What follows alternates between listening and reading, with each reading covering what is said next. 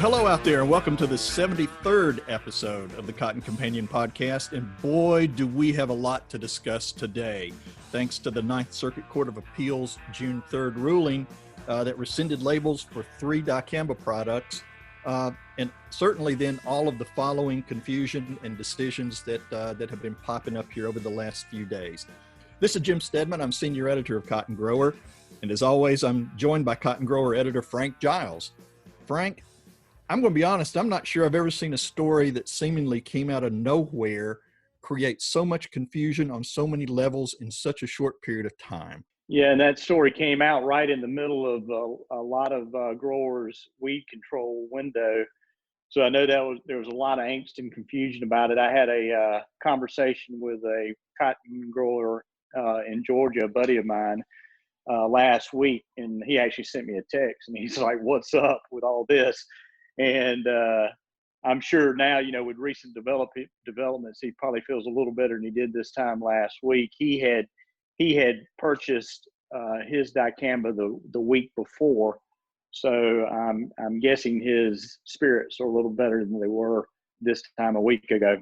Yeah, he's probably sleeping a little bit better. He Exactly. slept a little bit better last night, at least. Exactly. And everything, but we'll get into all those details as once we move down into our discussion segment. But right now, before we get started on that, obviously we need to kick things off with a short message from our sponsor, Phytogen. Phytogen is pleased to sponsor the Cotton Companion, bringing you the latest news to help you thrive all season long. Okay, a big thank you again to the folks at Phytogen for sponsoring the Cotton Companion podcast. And before Frank and I get started with our discussions and the latest cotton news, we're going to turn things over to our colleague Robin Sickberg for a custom content interview with our good friend Dr. Ken Leger, who is Phytogen's cotton development specialist in West Texas and Oklahoma. Hello, I'm Robin Sickberg, custom content editor for Meister Media Worldwide, publisher of Cotton Grower magazine. And my guest on the program today is Dr. Ken Leger, Phytogen cotton development specialist in West Texas and Oklahoma. Welcome to the program, Ken. Good to be here. Well, I know the 2020 planting season is wrapping up around the Cotton Belt, and what have you seen so far as you've talked to growers? Well, it has been a very interesting planting season here in West Texas and in the Southwest Plains area. We did have a really warm early May. The first week of May was really warm. Then, as predicted, it got cool right afterwards. So we did see a little bit of those early crops get hurt by some cold damage, but really about half of our crop was planted that last full week of May and really went into warm temperatures. The challenge has really been moisture.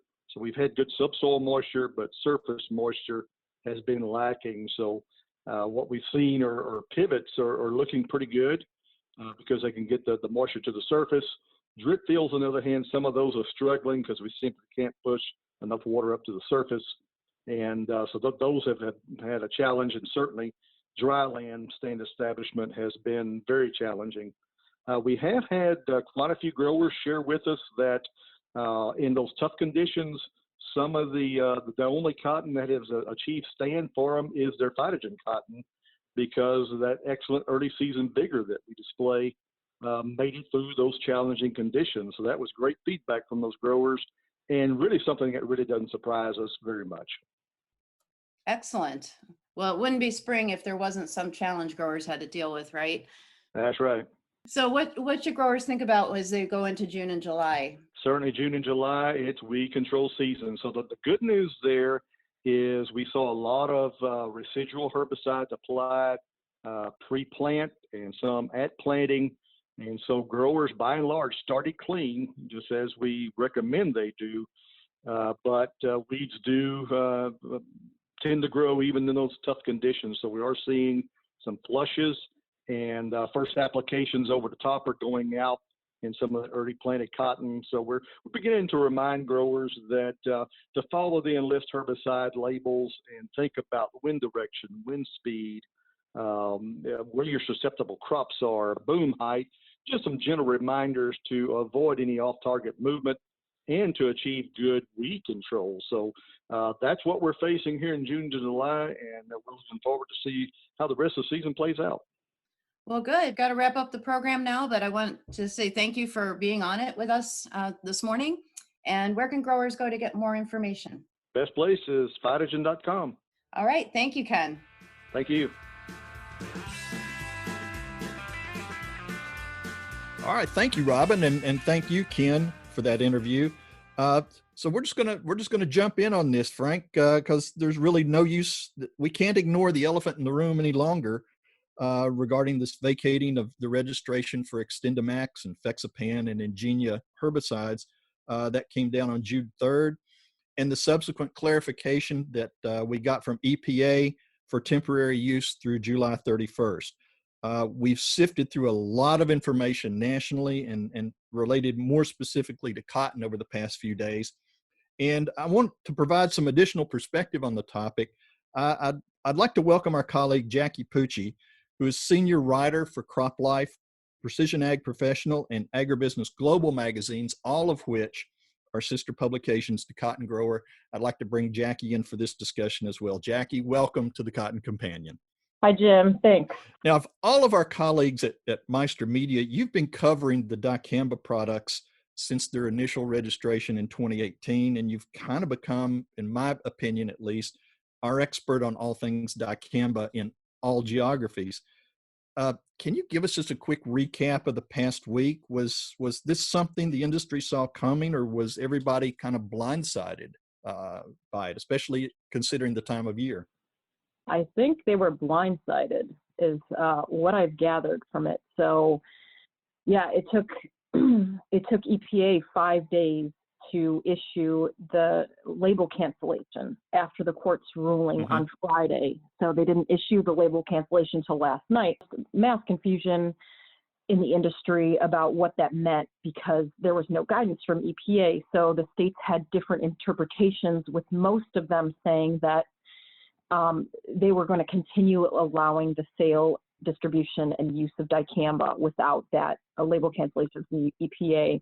Only 2 states halted sales immediately, which were the states were Illinois and South Dakota. And Illinois law states that the label is tied to the federal label, the federal registration. So we are unsure right now whether, with EPA allowing use of existing stocks, if Illinois will be also allowing that. So I know that right now, Gene Payne, the president of the Illinois Fertilizer and Chemical Association, is on a call with Illinois Department of Agriculture, gaining some more clarity on whether growers and commercial applicators can use existing stocks in the number one producing state in the nation. It's been a whirlwind, really. I think the people are relieved that they can use the existing stocks. EPA said there's approximately 4 million gallons of dicamba right now in the channel. So at least this year they should be set on that. But, for 2021, we don't know yet. I know that BSF and Bayer have both said they're going to pursue re-registration of dicamba products for next year. And Bayer has a call with media later today, to give us more details. Well, I knew the initial registration ended this year, so it was going to have to go through re-registration anyway. So it'll be interesting to see what the impact of all of this legal action has on that. Frank, I know you talked with a couple of consultants when that court ruling came out last week, and obviously a great deal of deep concern about how growers are going to be able to finish out the crop year. What did you hear? Yeah, specifically, I had a good conversation with Wes Briggs down in Southwest Georgia. At the time we talked, there was no clarity on what the outcome would be. I think we talked on Thursday. That would have been the 4th. And his big concern was if these growers in Georgia had to switch on a dime primarily to glufosinate or Liberty herbicide, that there would not be enough in the system to, support that. And on top of that, he was saying, if we can't get this product applied in a timely manner, these Georgia growers and growers across the belt have spent an awful lot of money in the past 4 or 5 years to try to get control of this pigweed problem in their fields. And he said that by and large, growers have done a good job doing that. And, it's always a battle, always a struggle keeping up with pigweed, especially when you throw in a resistance problem like they have in Georgia and elsewhere. So, he was afraid that all of that work could be lost in 1 year if we had a bunch of pigweed escapes because they didn't have the ability to have an effective control program. So, that would have been an awful lot of money wasted if that pigweed got away again and repopulated in those fields. And we all know what is the count, like 60,000 seed or 100,000 seed per plant? It's way too many is what it is. Yeah, it's an ungodly amount per plant. So just imagine that spread out across fields. So he sent me that text with that order last night. So I'm guessing he feels a little bit better, but I'm sure there's going to be some growers that are still put in somewhat of a bind if they don't have product on hand. I think so. Now, you were at a session yesterday, I believe, with Secretary of Ag Perdue, and didn't he have some comments? Yes, I had the opportunity to see Secretary Perdue just recently. He was in Orlando to tour a vertical farm and then went down to Lakeland to see some growers who were participating in the produce box program. And I did have the opportunity to ask him about CFAP payments and the Dicamba ruling during press availability in Orlando. As he was speaking, you'll note at the end, he said he was hoping that EPA would take action. Well, in fact, that night after we spoke, they did. So I'm sure he is happy that occurred and hope there'll be more progress on this as we move forward. Here's what Secretary Perdue had to say.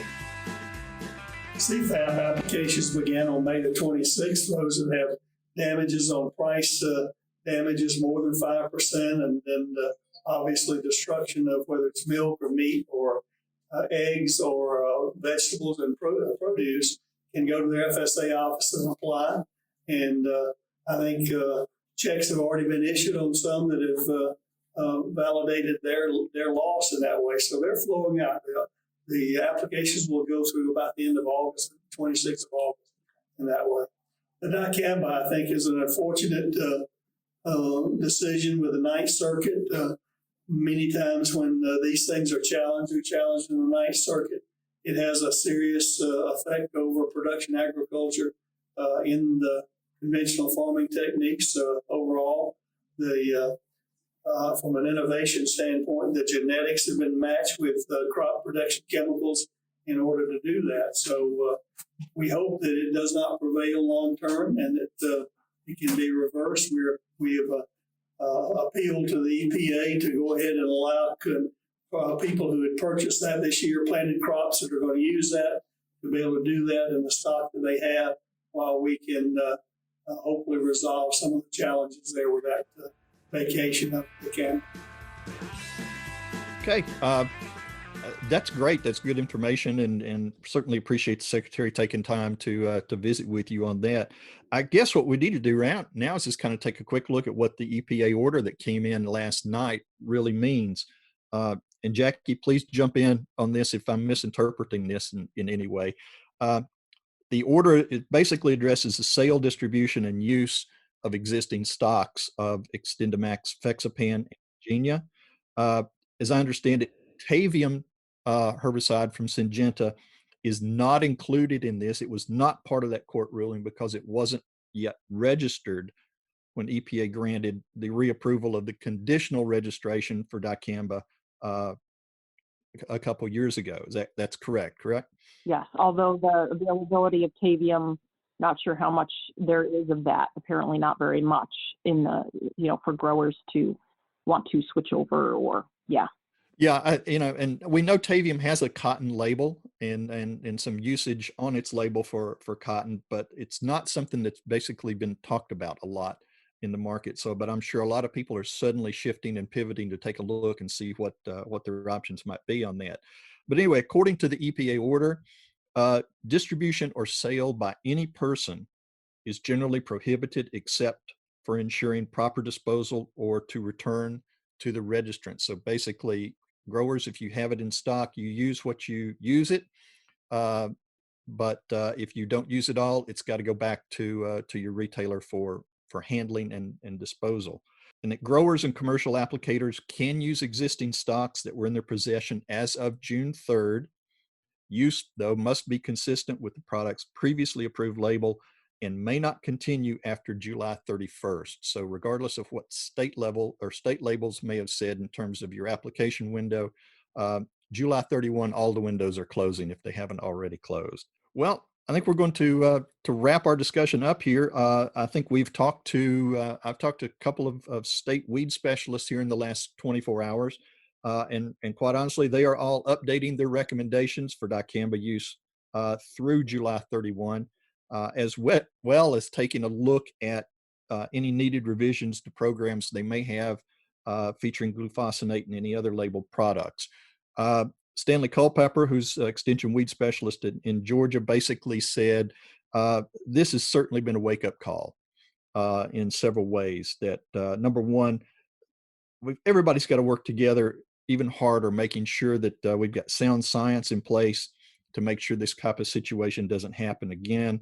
And second, for those few growers who really have kind of downplayed the importance of following the label and using pesticides wisely, and I emphasize few, because the majority of growers have done a great job. But either way, this is really kind of a warning sign in terms of what may happen, because chances are this is not going to be the only action we're going to see as we move through the year. But anyway, Frank, any other comments on this? I'll just add that, in the conversations with Wes Briggs in Georgia, he kind of echoed that and talked about really the good job that the growers he works with and growers in Georgia had done stewarding the dicamba to avoid any of these drift problems. And he specifically gave a shout out to Stanley for all the work he's done there to help in that regard and education and keeping growers out in front on it. Well, I think it's a shout out also to all of the state extension specialists, because everybody has had training programs in place. They've got the recommendations for use in their states. And again, I think the vast majority of growers in all areas have been doing a great job in shepherding this technology. Anyway, I want to thank Jackie for joining us on this, and we're going to move ahead at this point with other segments. Frank? Yeah, let's take a look at crop progress. We're getting there. We're kind of running out of runway too, but we're getting closer. The June 7 USDA report showed us at 78% planted, and that's up by 12% in the past week, but still running a tad bit behind the 5-year average at 3% behind that average. Good progress was made, but only 3 states are now ahead of the average. We have squaring already, even though some people are still planting, but about 13% of the crop is squaring. Crop condition is 43% good to excellent. That's down by 4% from the previous week. 44% fair, that's about the same. And 13% poor to very poor, and that's up by about 5% from the previous week. In other news, Delta Apparel, leading provider of activewear, has joined the Cotton Leads program, and that just shows they're committed to ongoing sustainability practices with their U.S. and Australian cotton grower partners. The Cotton Leads is an alliance between Australia and U.S. industry organizations to promote sustainability and traceability throughout the supply chain, and gives cotton users and textile mills and brands confidence that these practices are occurring. There are more than 600 partner companies in the Leads program currently. That's great. Okay. Thank you, Frank. And with that, we're going to move ahead to our market segment and let somebody else do some talking, so people won't feel like we're dominating the discussion. Today, we're going to visit with Jim Nunn. Jim is owner of Nunn Cotton Company in Brownsville, Tennessee. And lest we forget that we're still operating under COVID-19 guidelines, I wanted to visit with Jim to find out how this pandemic has impacted the cotton marketing segment of the industry. Jim has visited with us before. He is a fellow Tennessee volunteer, and he always has insight into the world trade situation. So let's go to that interview with Jim right now.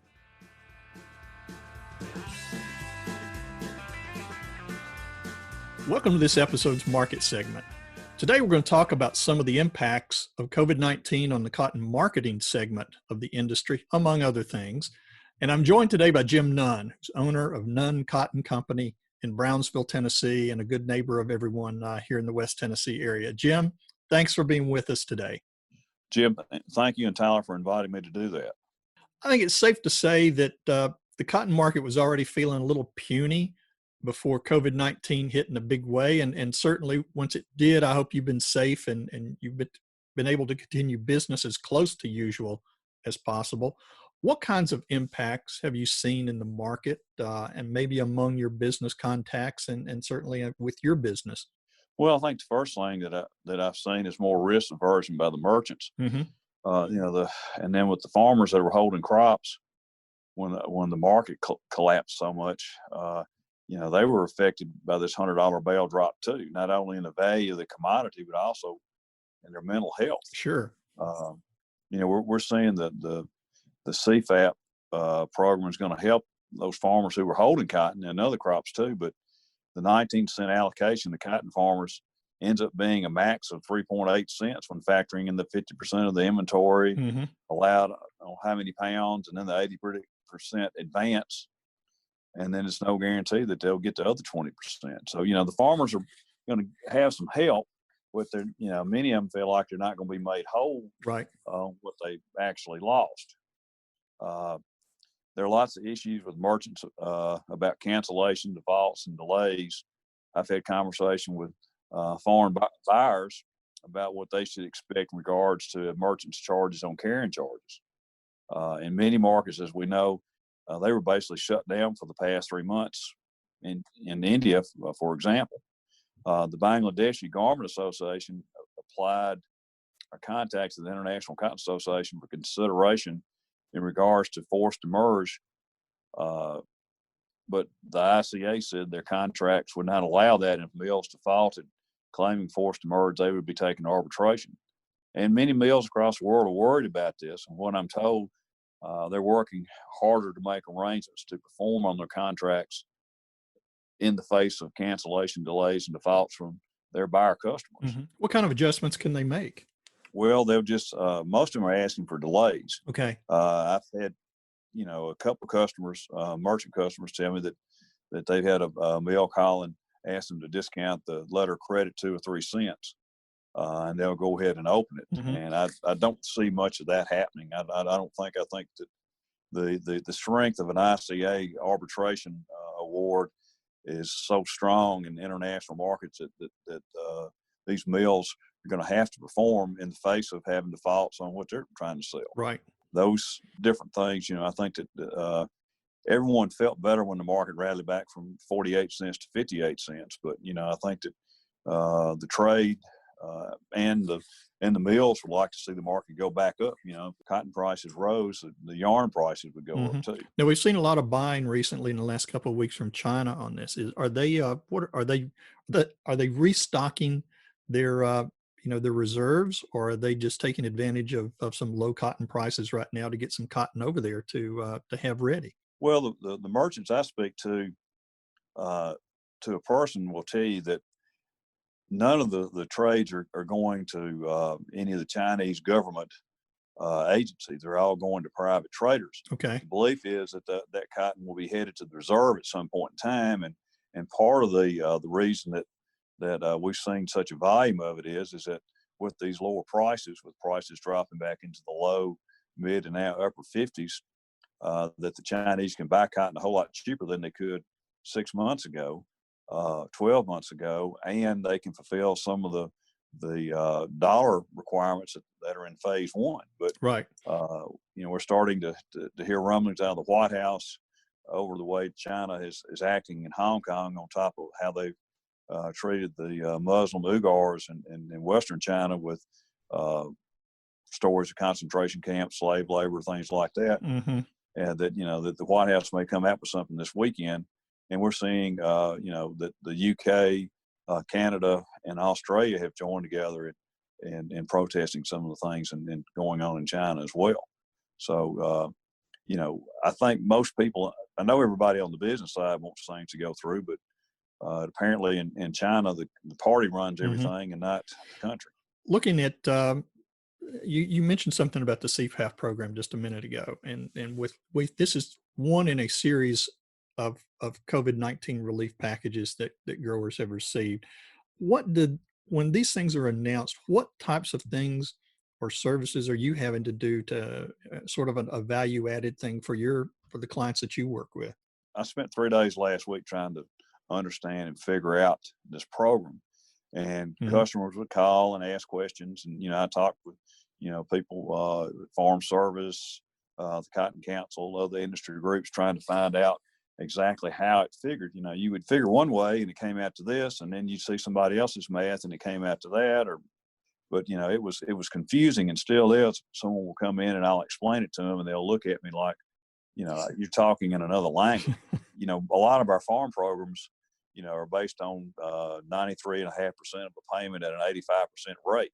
So I guess we shouldn't be surprised with some of the math they do in here. But farmers calling, asking to find out, if they're eligible, what they're eligible to own.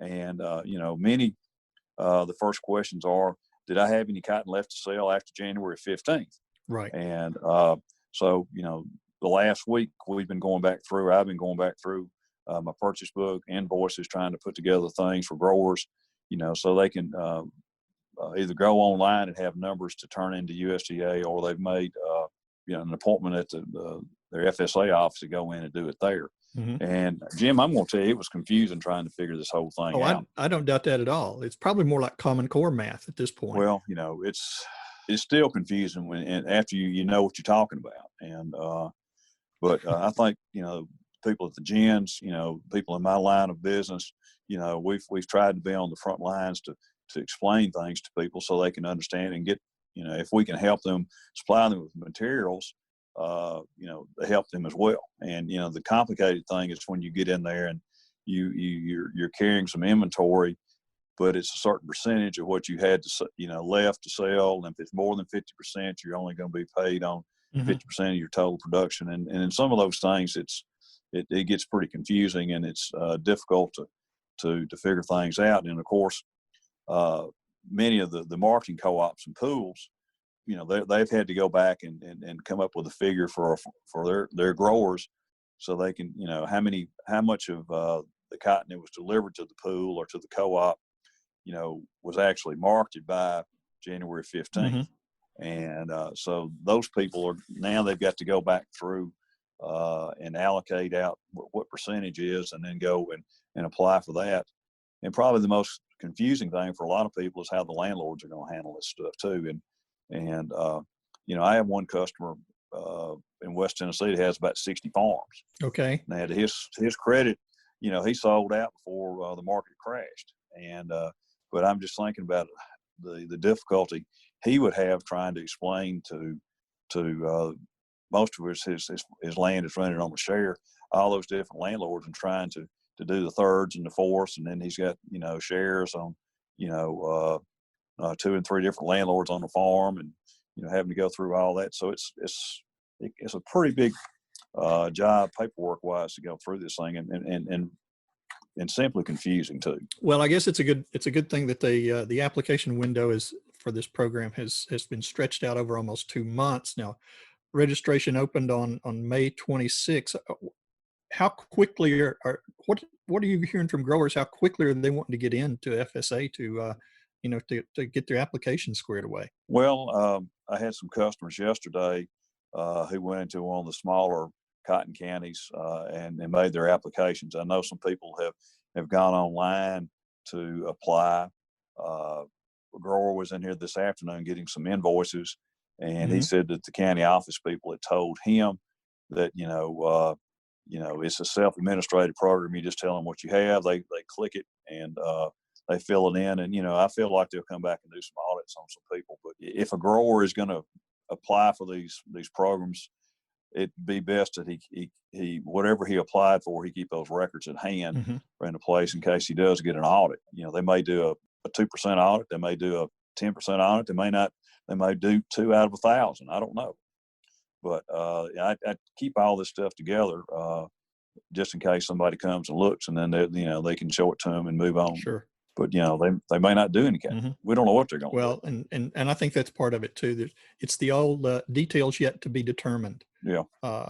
Line that you see in all the announcements.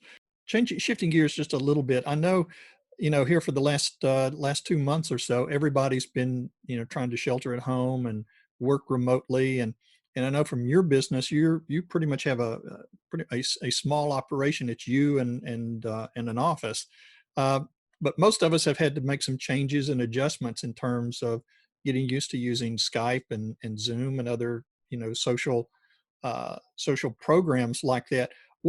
How has this changed? What kind of things have you had to make, changes have you had to make in your day-to-day operations? Well, I come to the office every day. I bring my 2 dogs with me, and I have all my stuff here, and I have a few people come by to pick up something, and but I haven't locked my door. I've had 2 people wandering off the street, and I've run them off. But being in my business, I haven't made any farm visits, gone by any gins or anything like that. I have gone, to a couple of offices and gotten some loan information from a producer, the disbursement dates on the loans, things we needed to have in our possession to sell this cotton in the loan. But I'm at the office every day. I pick up lunch, pick up breakfast, and like that. And we're starting to see in Brownsville that it's coming back to life a little bit. Restaurants are open. Capacity's about half of what you'd usually see. Right. But what I'm seeing on my side is that I'm here.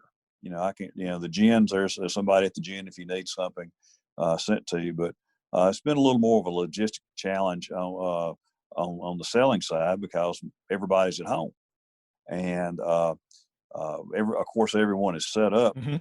But when you don't have access to the things you have in the office, it makes it a little more difficult. And I know that's true in these Farm Service Agency offices. They go in 1 day a week, and I know one lady in one of the FSA offices does the cotton loan stuff, and she said she had to go in, sneak in, is the word she used, so she could get a few things there because she said, I don't have all my materials at home. She said, I do have a printer, I can do this. And what we found too, early on in this thing, before we really started trading any cotton, is that everyone was sent home. So it took a little while to get some of the kinks out of payments, making deliveries on contracts or sales. And then the cotton companies, redeeming cotton from the loan through COPS or through an LSA.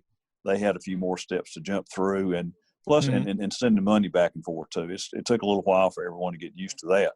The biggest change, that I spent a lot of time with people on is, the market goes down, and these guys still holding crop are looking at, $30 to $50 drops in the value of their cotton, and and it was having an effect on them. What am I going to do for 2020? How am I going to be able to pay out on 2019? Because I was holding on this stuff, and most people, back in January, felt like the phase 1 trade deal was going to go through, and that China would be buying some of our products. And then, lo and behold, here we are into May, and the White House is threatening, to make some political changes, in China, because of Hong Kong and the coronavirus and the Uyghur Muslims. And so, we're going to have a replay of last May when June opens up. Nobody knows. So we'll wait and see. And all that's, adding to the pessimistic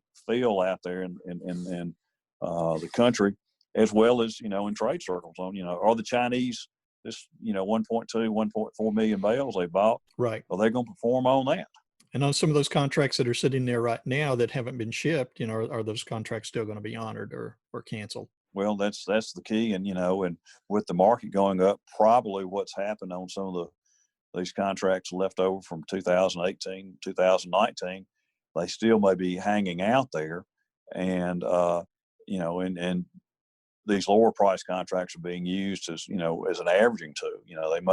They may pay for 9 cargoes at this price, and then 1 cargo at the high price, and they'll work that off. I know that's what some merchants did back in the 2011 crisis.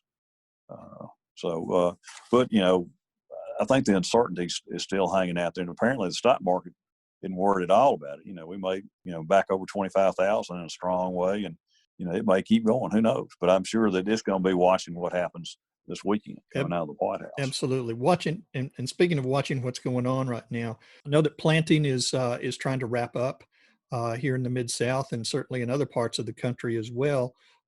USDA back in March, proclaimed that we were going to get 13 million cotton acres this year.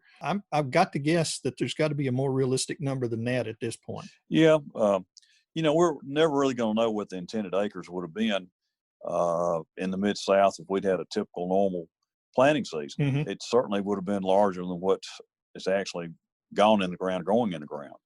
We're seeing farmers now throughout the North Delta area struggling to finish planting this month. Right. We hear talk that people will go to May 35th or May 36th. I don't think we'll have any May 40th cotton. With some of the insurance programs, I think we're going to see a larger than normal, or maybe a really large number of prevented planting on cotton acres. And we were looking at maybe a month ago seeing that some corn acres switched into cotton. That probably hadn't happened. I think at the end of the day, the 5 Mid-South states will probably end up planting 1.6 to 1.7 million acres compared to 2.4 last year. Mm-hmm. And I think the actual planted acreage number will be somewhere around 12.5 to 12.7 million acres. But, the key is going to be what we get, right, what will be harvested. Right. Well, we'll get that planted report here at the end of June from USDA, and that will certainly, tell a big portion of the story. But again, as usual, it all comes down to what will happen between now and harvest as to what our crop will actually look like. Jim, I'm going to cut us off right here, and I appreciate you joining us again. Hey, thank you, Jim, Tyler. Appreciate y'all calling me. Always good insight, and we'll plan to visit again with you soon. Okay. Y'all have a good day. See you. Go Vols. Here's the rest of the Cotton Companion. All right. Many thanks to Jim Nunn for his time, and certainly to our producer, Tyler Hatch, for recording the interview. I think you got a little credit in there too, Tyler. Well, that's it. Another episode of Cotton Companion is in the can. Thanks again to Jackie Pucci and Jim Nunn for joining us. As always, we want to thank Phytogen for sponsoring us. And thank you, dear listeners, for joining us once again. And let your cotton grower friends know about us. And here's a way you can find us. You can go to cottongrower.com/companion. Add that / after .com and you'll find us. You can subscribe to our channel on iTunes or wherever you find your podcasts these days, or sign up for our weekly e-newsletter, Cotton Grower e-News, and that'll hit your mailbox every Tuesday morning. You can do that by going to cottongrower.com /subscribe. And also be sure to follow us on social media. We are at Cotton Grower Mag on Twitter. And on Facebook, you'll find us by searching Cotton Grower Magazine. Our latest issue of the May-June Cotton Grower print issue is at the printer and should be in your hands very soon. And watch that mailbox closely, because actually I got a copy yesterday. Oh, very nice. I hope everybody enjoys it. This podcast is produced by Tyler Hatch, who's our colleague at Meister Media Worldwide up north in lovely Willoughby, Ohio. My name is Jim Stedman. I'll be back with you in 2 weeks for the next episode of the Cotton Companion. So for now, on behalf of my own Cotton Companion, Frank Giles, we wish you all the best and stay safe.